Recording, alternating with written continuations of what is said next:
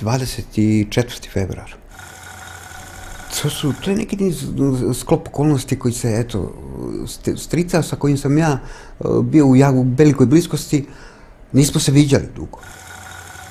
Međutim, sreli smo se i pa kao, ajde mogli bi da odemo na neko piće. Otišli smo, seli smo i zaista ja to nisam negde mogao nikako primetiti da je on imao tu količinu alkohola. Možda u nekih 500-600 metara smo krenuli. Ja sam sagnuo dole da ubacim kasetu, taj kasetofon. Međutim, u jednom trenutku samo sam iznad sebe video uličnu rasvetu. Auto koji je u kanalu radi, motor je upaljen. Zadnji deo auta je, znači, skoro slomljen, ništa, to je strašno. To mi se sve stavio, šta su, pokušavam da ustanem, ne mogu.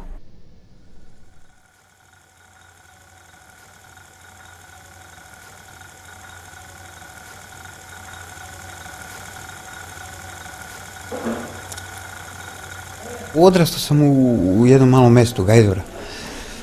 Jako puno drugara s kojima sam provodio vreme na svim mogućim mjestima. To je, znači, na nekim mjestima koja su svojstvena samo seoskoj deci, a to su neke livade gdje smo se igrali, neke poljane.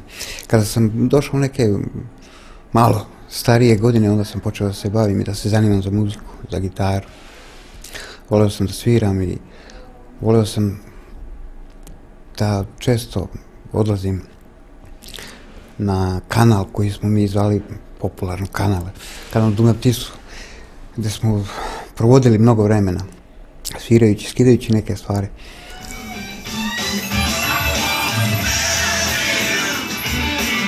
Kasnije sam se uključio u kulturno-umetničko društvo koje smo imali u selu. Tu sam bio i kao igrač, ali sam jedno vreme malo i bavio se i sviranjem. Tu smo se fenomenalno družili, imali smo neke turneje kasnije gdje smo odlazili po Bosni i Hercegovini, po bivšoj Jugoslaviji smo imali dosta nastupa. Malo mi je bio taj dan, imao mi je malo vremena, sva ta 24 sata. Inače, moj nadimak je bio i ostao Buva. Tako smo me zvali u školi, zbog tog nemirnog duha i toga što sam zaista voleo da se sa svima družim.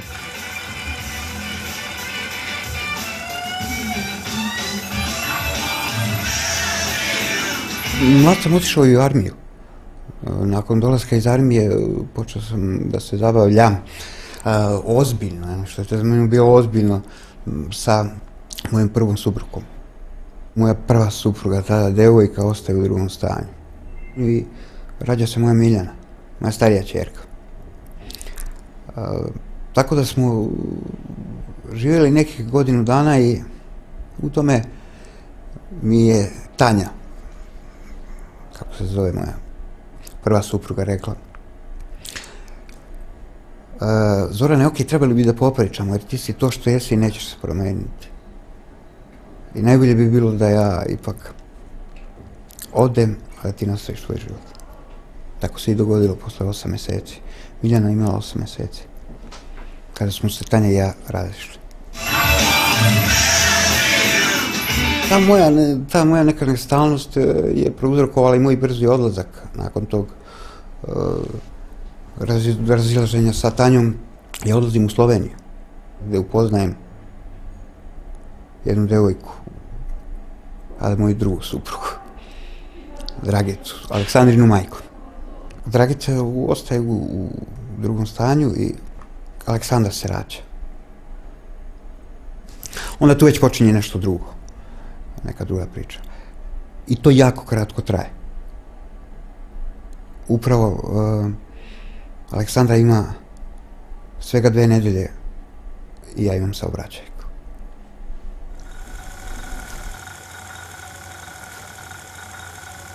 Ta noć je definitivno bila čudna sama po sebi. Bila je jako topla. Međutim, u jednom trenutku samo sam iznad sebe video uličnu rasvetu.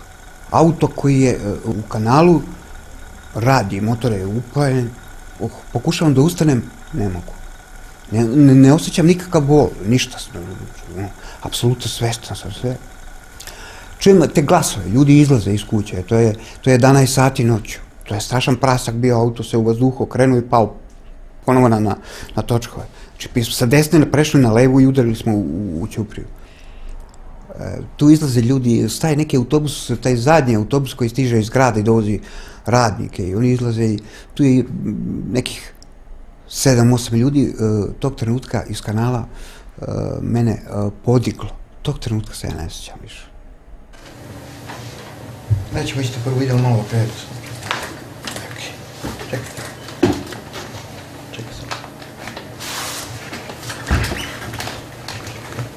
Ajme. Može.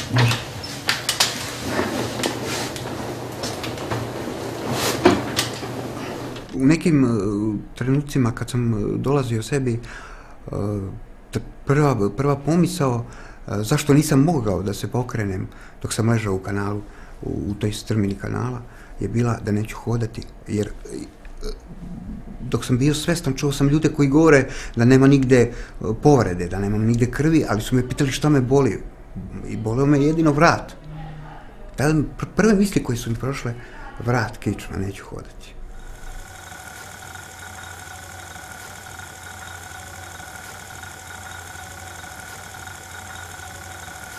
Ja, onaj čovjek koji je hodao, koji je bio nestalan, koga nikada nigde mesto nije moglo zadržati, neće hodati. Neće moći hodati i neće moći nikada više biti ono što je bio. Gde? Sa tim čovjekom. Moram ostaviti onoga, to znam, ali gde? Situacija kakva jeste, tad prolaze mi djeca kroz glavu, roditelji.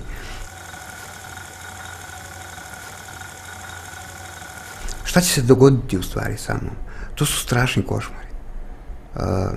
Oni trenuci kada nemam temperature, kada u nekim trenucima sam, pod znacima navoda, u dobrom stanju, meni tada biva jako loše.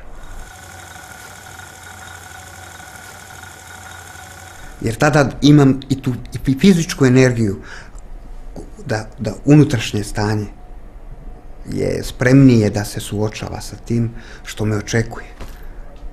Tako da sam taj fizički bol i te temperature i to što se događalo mnogo želeo da ih imam. Tu nastaje jedan problem, moji roditelji su razvedeni. Otac mi je oženjen, ima 2 malo dece. Majka je udata, ali živi sa čovjekom u drugom selu. Sve su to u stvari o kojima ja nisam puno razmišljao. Jer sam mislio, pa ima se vremena. Ima se još vremena. Ali je onda došao trenutak zaista. Gde? Supruga mi je, Dragica je otišla sa Aleksandrom. Jedan dan je trebala da dođe u posjetu. Nije se pojavila. Negde pred večer mi se pojavio otac sa stricem i čim se pojavio tako, znao sam se nešto dogodilo i rekao mi je, ej, naša žena ti je otišla kao, ono,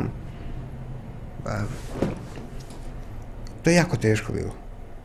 Ali, sam shvatio da je možda bolje da se to dogodilo i tada, nego da smo počeli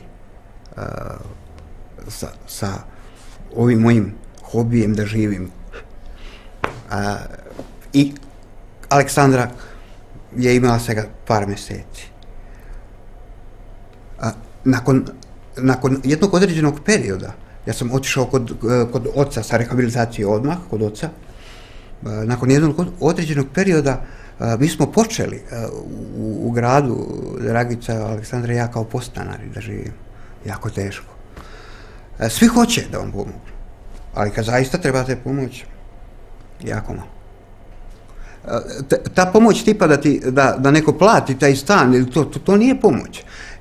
Kad neko treba da uzme čovjeka od 60 kg i da ga stavi u kadu, da ga okupa, a nemate nikoga, a pritom vam je dete od 9 meseci pored, mislim, to su teške stvari. Živeli smo nekih godinu i po zajedno, mislim, to nije moglo da funkcioniše. Nakon toga ja odlazim ponovo kod oca. Tu ostajem neka 3-4 meseca, već je duboka jesen, negde oktobar, odlučujem se i kažem ovako, idem u dom.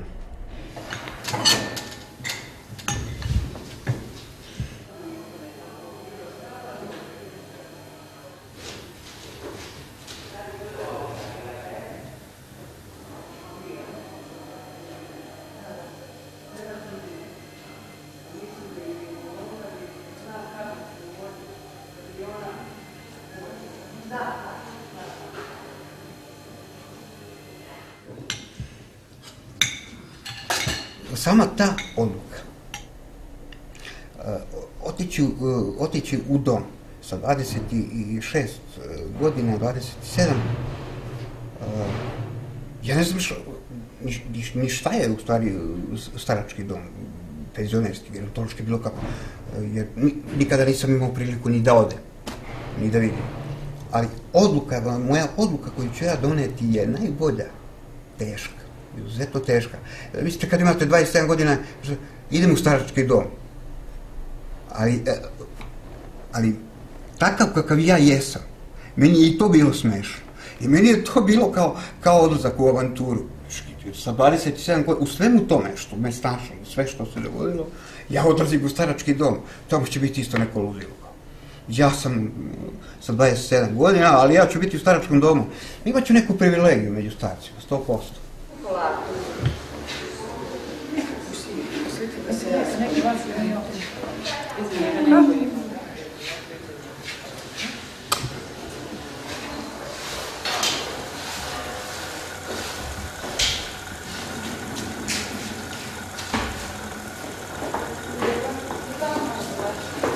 Dolazim taj dan, kada ja odlazim u dom, 7. oktobar, veoma dobro se sećam. Jedna od nekih scena koja je najdirljivija u svemu tome je bila gde me prati ta moja pokojna baka koja je imala 80 i nešto godina, s kojoj sam proveo neko zadnje vreme u tom njenom delu kuće. To je jedan od teških trenutaka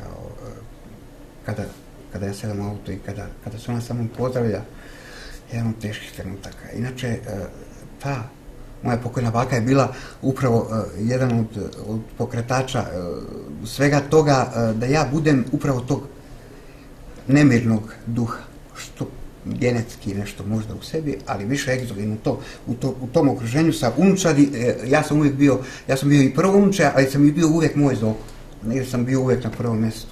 I to je jedan trenutak koji je izuzetno težak, sa jednom starom osobom, sa svojom bakom se pozdravljate i idete u starački dom. Kako? Moram brišite na pozornicu, dok mi nisam glave odšapio.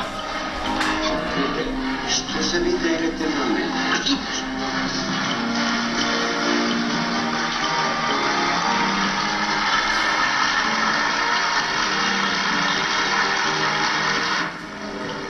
Evo su dede.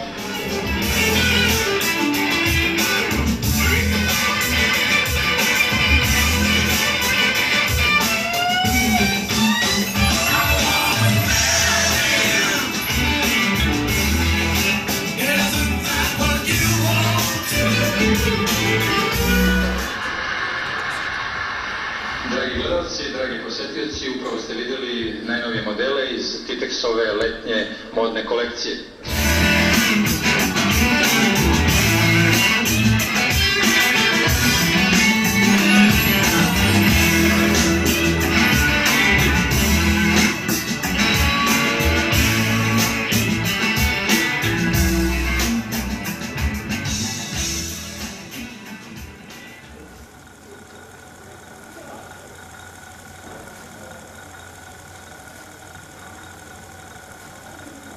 Marija.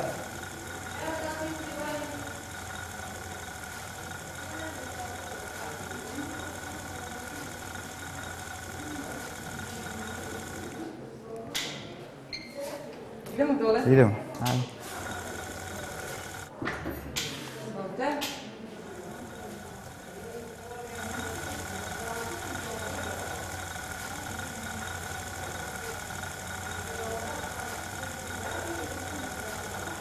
Mislim, imala sam sreću što nisam A ovo što mi je noga slomljena, to mi je muž, teo da kad hteo da se oceli od mene, teo da me prikolje. A ja skočim preko terase dole u dvorište. Jer bila sam na prvom spratu. I onda sam tako... Dobro je, da nije bilo neka ništa sprata. I tako smo nas bio. Jako lošak sam uđe. Moj boravak ovde i upravo neposredno sa smrću, ja sam 15 ljudi u sobi ispratio. Ja verujem da ćemo se sresti, ali gledati u ljude koji umiru, koji odlaze, sa kojima se vežete, pa da li je to dan ili godina, nebitno, to je teško. To je teško.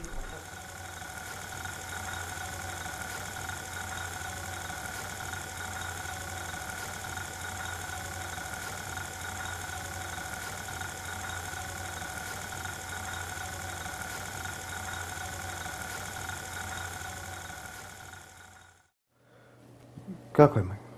Kako si? Šta ima kod tebi? Si poželio mene? Pa kada, normalno, pa da znam. Pravo istinu kažeš. Pa, rekao sam ti šta je apsolutno na ovom svijetu. Bog i majka, ne ideš nigdje kao i uvijek, jel da?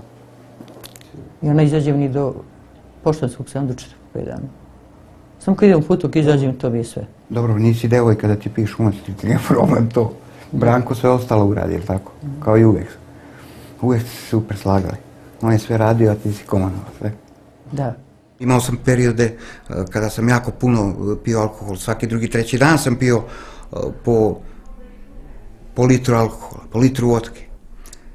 Pa sam u trenucima treznim koji su bili retki, jer ne možete za tako kratak period ni da dođete sebi, da se iščistite od tog alkohola. Uvijek ste u nekoj tampazi. U stvari, ne možete normalno ni da komunicirate, ne možete ni da funkcionišete ni na jedan način, a pogotovo što plus toga imate to stanje kakvo jeste, pa faktički stanje koje je teško, koje sami sebi još više otežavate alkoholom. S jednog trenutka imate jedan trenutak koji vam kaže pa sam razapinjem.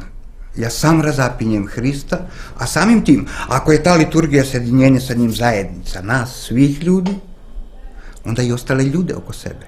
Što znači, ja u tim porodcima, ja povređujem druge oko sebe.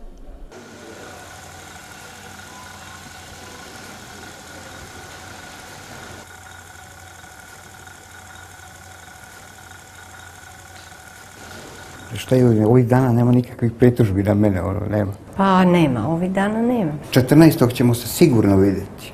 Da, ja ću biti u veoma dobrom i očuvanom stanju. Trudi se. Pa proslavit ćemo. Da. Znači, neće biti nekih neprijatnosti. A Marija, pristigla je Marija. Stigla sam. Što lepo zvuči. Olja, aj molim te, odi, samo malo mi namesti nogu. Samo povuci napred malo. Ovako? Čekaj. Ajde. Dobro. Odi i samo ovdje, ovaj deo dole mi povuci. Ovako? Tako. Ok, dobro. Šta ima lepo? Nešto lepo ima za ručak. Marija, jesi meni ostavi ručak? Da, ostavit ću. Nemoj, pa znaš da ja živim od ljubavi. Ta hrana koja mene drži i koja jeste život, sveukupni život, to je ljubav. Jednostavno imam unutrašnju potrebu da budem blizak sa ljudima, da imam bliskost i iz te bliskosti se rađa u toj komunikaciji, u tom odnosu sa ljudima, u prepoznavanju te različitosti. Možete da izvučete tu ljubav. U toj različitosti postoji ljubav. Dajte nešto da pojedem, popijem i da idem. I to je ono što je za mene smisao i postojanje na ovo zemaljsko, da jedino tako, sve sa ljubavlju, bez ljubavi ništa ne može.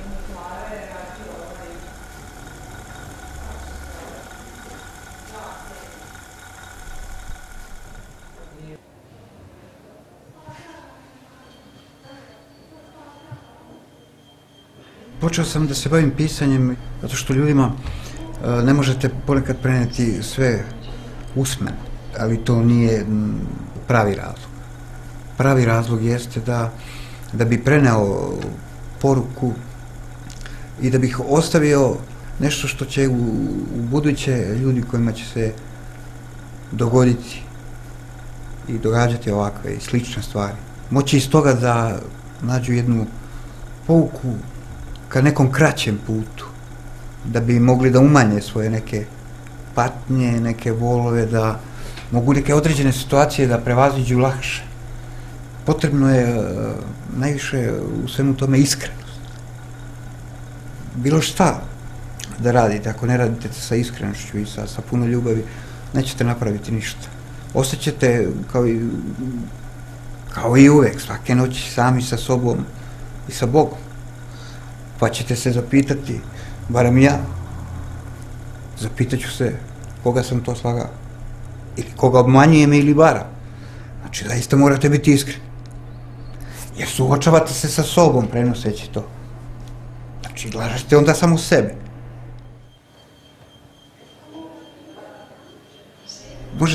Možete biti uspešni u bilo čemu u životu, možete ostaviti veliko delo. Najveće delo to jesu deca. I njih dve su upravo to što ostaje iza mene, ono po čemu se ja ne zaboravljam. Ne zato što će to neko drugi pomenuti, nego same njih dve. Njih dve se razlikuju. Miljana je tip koji zna da saseče i koji je odmeren, Sandra je emotivna. Njih dve su jedino u životu čemu se puštaju i čemu ja pustim i one radosne i one tužne suze, ali one su mi ipak sve. I bez njihovog prisustva u moj život bi bio u stvari jedno ništavilo. One su mi zaista sve. Si dobro prošao put? Jeste. Jesi. Spršala si? Ma. Nije malo. Kažu, od ljubavi se živi, ali se mršavi. Da. Ja ti kažem, od čega živiš, od toga umireš. To je ono, kao, koja ti štajka hrana? Jedu krkaju čvarke.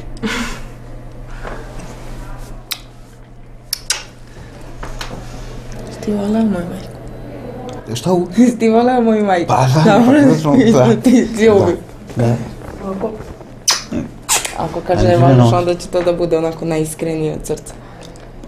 Pa ne mogu da lažem to. Ne mogu da kažem ono naš. Naravno da jesam. Ovo je tugo da te nema. Možeš.